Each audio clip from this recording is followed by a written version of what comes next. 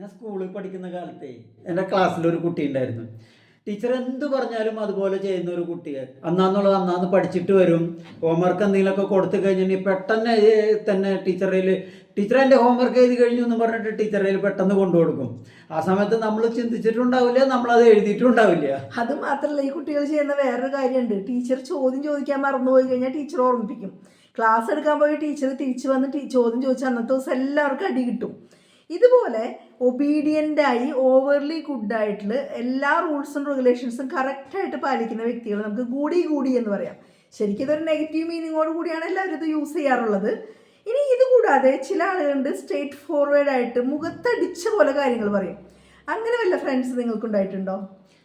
അങ്ങനെയുള്ള ഫ്രണ്ട്സ് ഉണ്ടായിട്ടുണ്ട്. സ്കൂളിൽ പഠിക്കുന്ന സമയത്ത് ഞാൻ സ്റ്റേജിൽ കയറി പാട്ട് പാടുന്ന സമയത്ത് പാട്ടൊക്കെ പാടി കഴിഞ്ഞപ്പോൾ കുറച്ച് കുട്ടികൾ പറഞ്ഞാൽ നന്നായിട്ടുണ്ട് എന്ന് പറഞ്ഞു.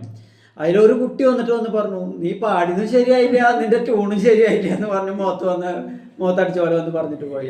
അത് ശരിക്കും സ്ട്രേറ്റ് ഫോർവേഡായിട്ട് പറഞ്ഞതാണ്. അപ്പോൾ ചില ആളുകൾ ഇതുപോലെ ഓണസ്റ്റ് ആയിട്ട് സ്ട്രേറ്റ് ഫോർവേഡായിട്ട് കാര്യങ്ങൾ പറയും. ഇങ്ങനെ പറയുന്നവരെ സ്ട്രേറ്റ് ഷൂട്ടേഴ്സ് എന്ന് പറയും. അപ്പോൾ നമ്മളുടെ ഫ്രണ്ട്സിൽ ഗൂഡികളുണ്ട്, സ്ട്രേറ്റ് ഷൂട്ടേഴ്സും ഉണ്ട് അല്ലേ? എന്തായാലും നമുക്ക് അടുത്ത വീഡിയോയിൽ വീണ്ടും കാണാം. ബൈ.